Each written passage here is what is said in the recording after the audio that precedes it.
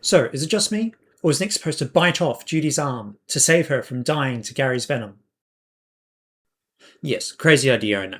But I'm serious. There's actually a lot of supporting evidence that this was the original idea. For starters, direct evidence we see Nick pulling at Judy's ears, tails falling off, Nick saying, "I'd rather chew off my own arm." Okay, sure, I hear you say. There's a few points here. But why? Why would this ever happen? Narratively, it tests their partnership like never before and pushes it to its limits. At the end of the first film, Judy and Nick have a strong partnership, if still new, and it would take a lot to break it. This is a lot. Plot-wise, Gary's Fang.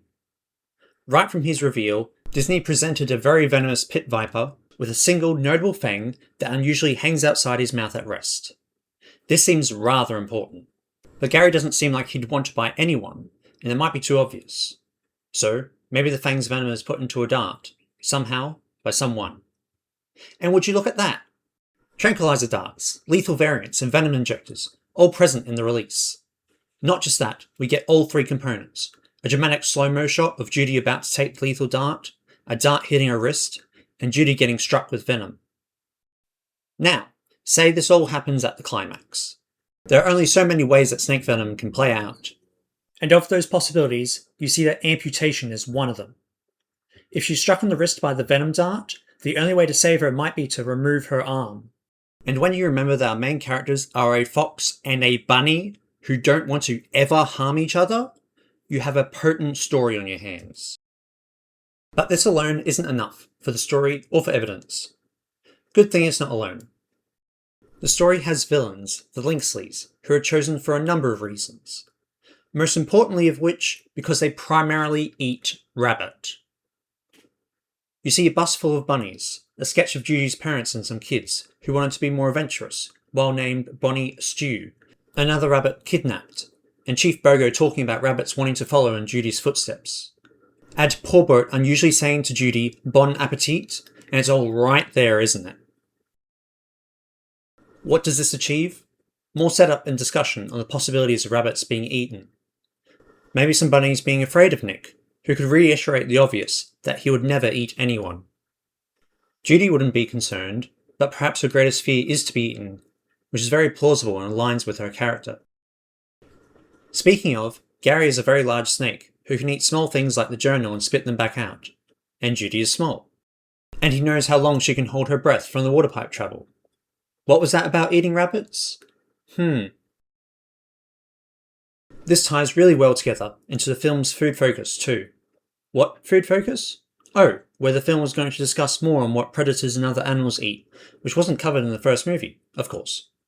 Or are you saying that having a bug burger van, a fish market, a reptile speakeasy, anteaters and beavers with unique diets, and flowers, fish, worms and insects being eaten was all just a coincidence?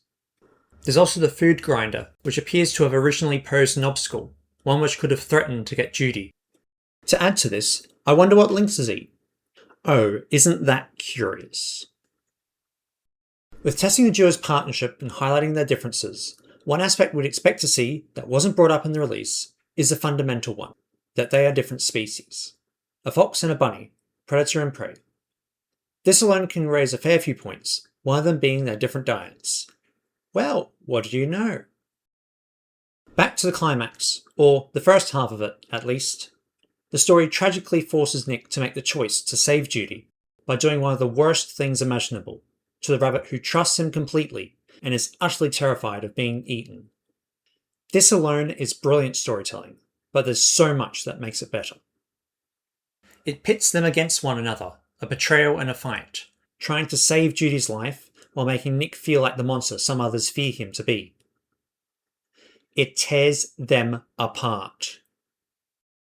It's a fundamental concern for a Fox-Bunny duo. It parallels the first movie's climax, only now this is real. Blood, blood, blood. Not that we'd see any. And you could recall all the moments they spent together, everything they risk losing should their partnership break. But the story doesn't end there.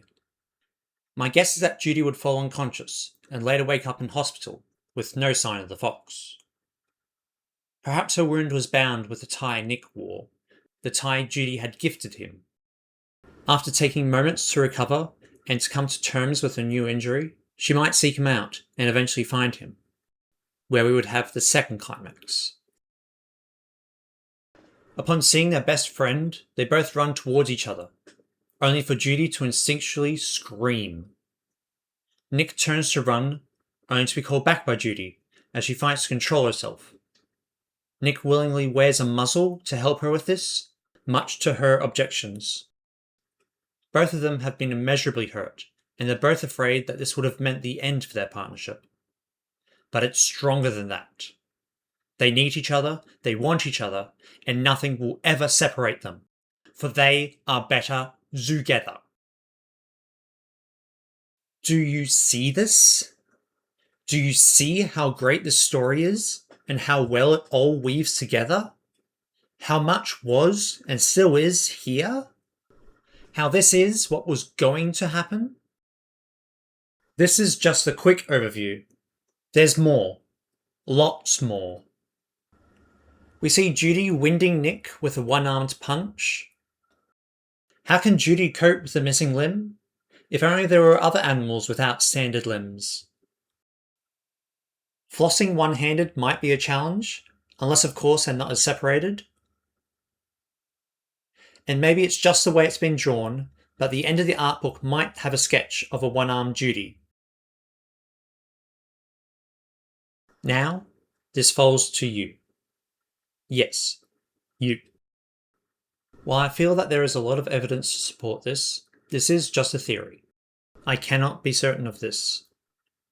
I've laid out the most important bits of evidence, and it's up to you to come to your own conclusions. Do you think this is right? And do you think that this is better than the sequel we got? If not, that's good. Please tell me. Maybe I haven't explained it well enough. Maybe I'm finding conclusions that don't exist, and if I'm wrong, I'd love to know. But if this is right, and if you like this, we might not be the only ones. Some of these elements were left over from the previous versions, and the scenes work despite losing some extra meaning. But some of these feel deliberate.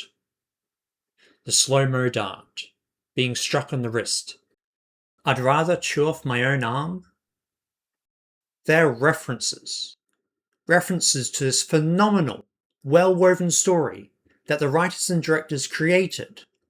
This story that they liked, and yet cancelled. Which brings me to the point of this video. Did they make the right decision, replacing this story with the sequel we got? Or, if not, and if everyone likes this original tale better, can it be brought back?